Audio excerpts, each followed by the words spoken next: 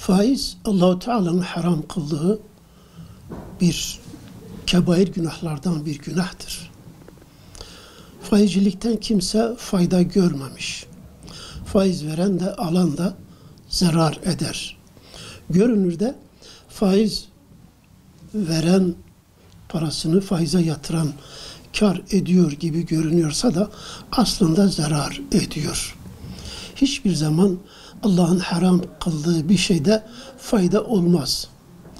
Velev ki cüz'i bir limit parasal olarak, rakamsal olarak bir şeyler artsa dahi aslında onun manevi sermayesinden bir şey artmaz. Bilakis kaybeder. Maneviyatını kaybeder. Vaktini kaybeder. Mesaisini boşa harcar. Parasını yatırır ve bir iş yapmadan para kazanmaya bakarak atalet getirir. Faizcilikte atalet vardır. Paradan para kazanmak ve paranın üstüne para getirmek maksadıyla parasını bankaya veyahut faiz alıcılara verir ve oturur yerinde. Para çalışır. Çalıştıran ise o paranın kazancından bir miktarını kendine alır, bir miktarını da faizciye ödemek zorundadır. Faizciye ödediği fazlalık ise fiyata yansıyor, piyasaya yansıyor. Fiyatlar yükseliyor. Çünkü maliyet yükseliyor. Onu da hesaba katarak elindeki ürünün fiyatını öyle bir fiyat çekiyor. Ve dolayısıyla piyasa yükseliyor ve sömürme gerçekleşiyor. Halk sömürülüyor.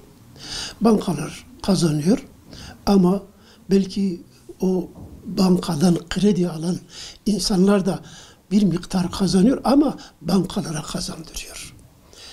Kendisi de kazanıyorsa da kazandığını aslında parasını çalıştırdığı insana yüklüyor.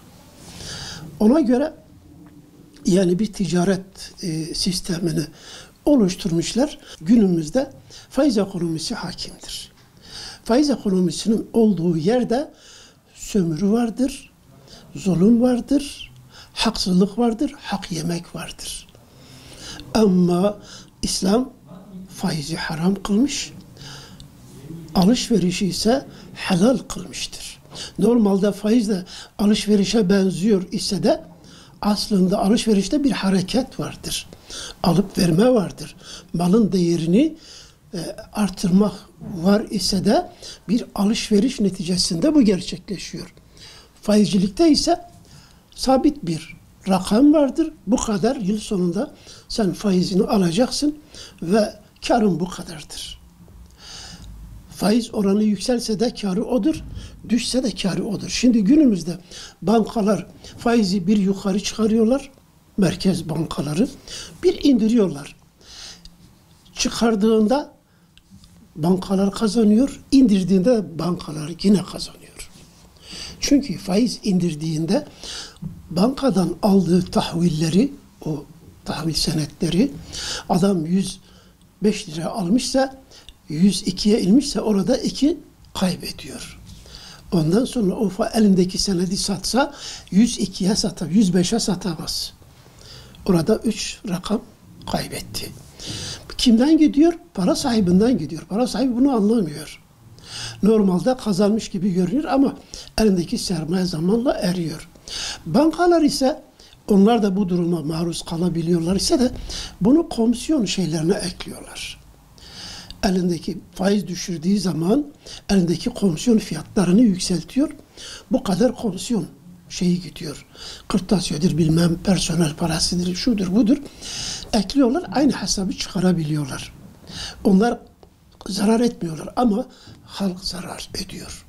O parasını faize yatıran bilakis o zarar ediyor. Zararın aslında nerede olduğunu insanlar bilmezler. Ve yükseldiği zaman da bankalar yine kazanıyor. O adamdan aldığı faizli krediyi düşük almıştır ama yüksek krediyle, yüksek fiyatla başkasına satıyor. Kazanıyor yani. O adamın parası yine eriyor.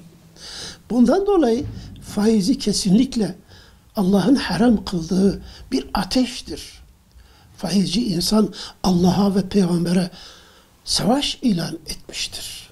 Savaş ilan etmek ne demek? Allah'ın helal ve haram olarak belirlediği bir alışveriş, bir ekonomik sistem vardır. Sen bu sistemin dışına çıkıyorsun. Ayrı bir sistem kuruyorsun kendine göre. Kendini korumak veyahut daha fazla kazanmak için bir sistem kurmuşsun ve Allah'ın o sistemini devre dışı bırakıyorsun. Sen Allah'la savaş halindesin. Özellikle faiz ekonomisini işleten devletler, büyük sermaye sahipleri bilsinler ki bir haksızlık yapıyorlar, hak yiyorlar. Yok, bu bizim işimiz, böyle bir sistem vardır. Bu sistem ancak böyle çalışır, böyle işler demekle bu işin içinden çıkamazlar. Faizin günahından kurtulamazlar. Faiz çünkü yok ediyor. Ama sadaka artırıyor. Allah yolunda verilen sadakalar veyahut karz-ı hasene dediğimiz hiç karşılık beklemeden insanlara ödünç para vermek insaniyeti geliştiriyor. İnsanlar arasındaki muhabbeti artırıyor. Faiz ise düşmanlık getiriyor. Adam kazanıyor, kazandığının bir miktarını böyle alıp tefeciye veriyor. Bu zoruna gidiyor. Ben kazanıyorum, bu yiyor. Ben kazanıyorum, bu yiyor. Resulullah Aleyhisselatü Vesselam veda hutbesinde ilk olarak faizi tamamen kaldırdı. Ve dedi ki sallallahu aleyhi ve sellem, ilk olarak kaldırdığım faiz Abbas bin Abdülmuttalib'in faizidir. Hazreti Abbas faizciydi. O faizcilikten dolayı parası Mekke müşrikleri arasında böyle dağıtılmıştı. Onlar da biliyorlardı, parasını toplasa gider. Medine'ye hicret eder gider. Bilerek parasını vermiyordu. O da o paranın mahkumu olarak hicret etmeden en son hicret eden bir muhacirdir Hazreti Abbas. O da Hazreti Peygamber Mekke'ye fethine yola çıkarken yolda gidiyor, katılıyor. Ve o esiri olduğu o parasının faizini Allah Resulü veda hutbesinde hepsini kaldırıyor.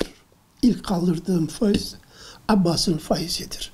Abbas o yüzden hayru hasenattan geri kaldı. Ashab içerisindeki mertebeden geri kaldı. Neden? Çünkü o para onu bağladı. Bundan dolayı çok geri kaldı. Kaybetti. Malından kaybetti ve vaktinden, itibarından kaybetti. O müşrikler de onun parasını vermediler zaten. Hazreti Peygamber tamamen kaldırdı, gitti. İşte Hazreti Peygamber'in getirdiği bu uygulama bugüne kadar İslam fıkhında en geniş olarak işlenen konu riba, yani faizciliktir. Allah ribayı, faiz almayı, vermeyi haram kılmış, ticareti ise helal kılmıştır. Ticaret yapınız. Kendinize kazanmak istiyorsanız özel sektöre, reel sektöre paranızı kaydırın. Çalıştırınız. Şirketlere ortak olunuz. Veya o şirket kurunuz. Paradan para kazanmak haramdır, haksızlıktır.